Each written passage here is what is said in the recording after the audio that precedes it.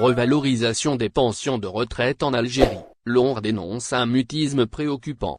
Le silence autour de la revalorisation annuelle des retraites suscite une inquiétude croissante en Algérie. Habituellement versée au printemps, cette revalorisation, pourtant annoncée comme un acquis, n'a toujours pas été appliquée. Un retard perçu comme un signal inquiétant, voire un renoncement. Dans un contexte d'inflation galopante, cette situation place les retraités dans une position de plus en plus délicate. L'Organisation nationale des retraités affiliée à la Caisse nationale des retraites, CNR, monte au créneau. Dans un communiqué publié le 10 juin, elle interpelle directement le ministère du Travail, de l'Emploi et de la Sécurité sociale, dénonçant un mutisme préoccupant. Une lettre ouverte a également été adressée au président Abdelmadjid Tebboune, appelant à une intervention rapide pour sortir les retraités de cette impasse administrative. L'Organisation nationale des retraités affiliée à la CNR a écrit une lettre à Tebboune. En Algérie, la revalorisation des pensions de retraite se fait habituellement au mois de mai.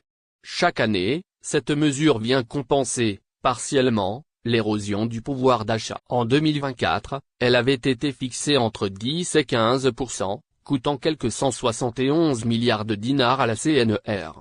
Mais en 2025, rien n'a été versé à ce jour. Aucun calendrier.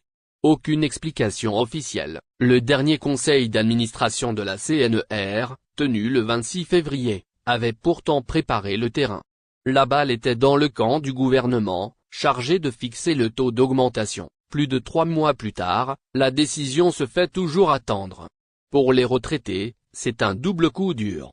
D'abord économique, car la pension mensuelle reste insuffisante face à la hausse des prix, mais aussi morale, car le silence des institutions renforce un sentiment d'abandon.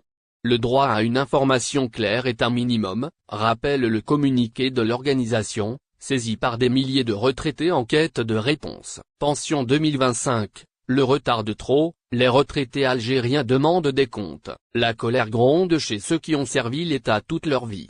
Dans leur lettre au chef de l'État, les représentants des retraités n'éludent pas. Ils dénoncent un sentiment d'injustice et appellent à la reconnaissance d'une frange de la population qui a sacrifié sa jeunesse et sa santé pour bâtir le pays. Cette interpellation directe vise à rappeler que la revalorisation des pensions n'est pas un geste de bonne volonté, mais une décision présidentielle actée. Selon l'organisation, les retraités sont en droit d'attendre l'application immédiate des engagements pris, y compris les augmentations exceptionnelles annoncées par Abdelmadjid Tebboune. Face au flou, 3 demandes principales sont posées sur la table: la communication immédiate d'un calendrier clair pour la revalorisation, l'ouverture d'un dialogue entre représentants des retraités et autorités compétentes, et une représentation permanente des retraités au sein du conseil d'administration de la CNR, afin d'assurer plus de transparence dans la gestion du dossier. Retard dans la revalorisation des retraites, un climat de méfiance à gérer en urgence. Le manque de clarté alimente les soupçons. Les retraités ne comprennent pas pourquoi cette revalorisation, devenue une habitude budgétée chaque année, tarde autant. Certains redoutent même une remise en cause des engagements pris au plus haut sommet de l'État. L'Organisation nationale des retraités ne mâche pas ses mots. Elle demande à ce que l'État cesse de traiter les retraités comme une variable d'ajustement budgétaire. Et insiste pour que cette frange de la population, souvent silencieuse, soit enfin écoutée et respectée. Dans un pays où plus de 4 millions de citoyens dépendent de leur pension pour vivre, l'issue de ce dossier sera observée de près.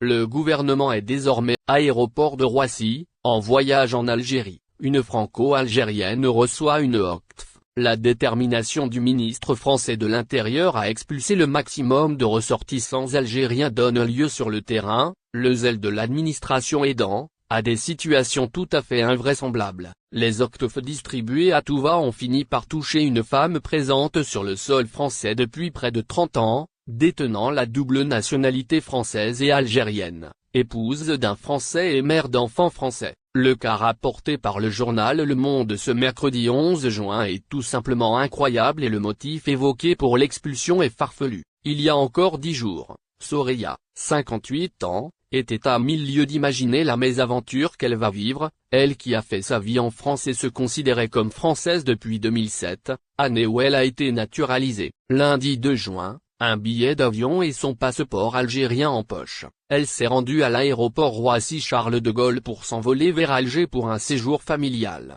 Interpellée à l'aéroport de Roissy, à sa grande surprise, les agents de la police des frontières, PAF, l'ont interpellée et mise en cellule. Précision utile, elle avait l'habitude de se rendre en Algérie sans le moindre problème. Cette fois, elle est retenue dans les locaux de la police pendant tout l'après-midi. En fin de journée, une obligation de quitter le territoire français, OQTF, lui a été remise. En plus d'une IRTF, interdiction de retour sur le territoire français pendant un an, alors que le délai de départ volontaire est généralement fixé à 30 jours, la femme qui vit en France depuis 1993 est sommée de la quitter sous 48 heures, raconte-t-elle au Monde. La préfecture de police de Paris a motivé l'OQTF délivré par le fait que la femme ne justifie pas d'une résidence effective et permanente dans un local affecté à son habitation principale. Le motif est infondé, car l'intéressée vit en France depuis 1993, y a fondé une famille, a un emploi stable et a obtenu la nationalité française 4 ans après son arrivée d'Algérie. Est-il donc légal d'expulser une ressortissante française?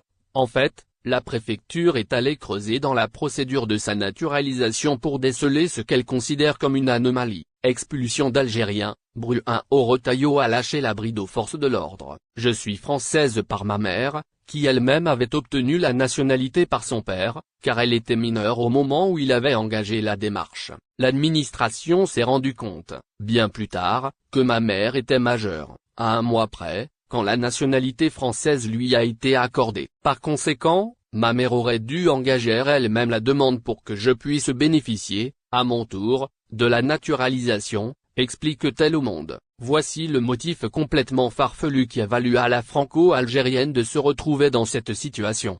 Elle est aussi accusée de contrefaçon et falsification, là où son avocat évoque une erreur d'état civil. Plus surprenant encore, l'administration s'est rendue compte de l'erreur dès les premières années et, en 2001, la justice a rendu une décision constatant l'extranéité, c'est-à-dire la qualité d'étrangère de la concernée. Soraya l'a contestée par un avocat, puis plus rien pendant près de 25 ans. Pendant tout ce temps, elle a pu renouveler à plusieurs reprises ses documents français, passeport et carte d'identité. Ce n'est que maintenant que l'affaire est déterrée alors que la femme a fait toute sa vie en France. Pourquoi et comment expliquer l'empressement des autorités françaises à l'expulser malgré sa situation? Son mari, cité par Le Monde, y voit un effet direct de ce que fait Bruin Retailleau, estimant que cette façon de lâcher la bride aux forces de police peut expliquer certaines décisions et certains comportements. L'avocat de la famille va contester l'OQTF et l'IRTF devant le tribunal administratif qui aura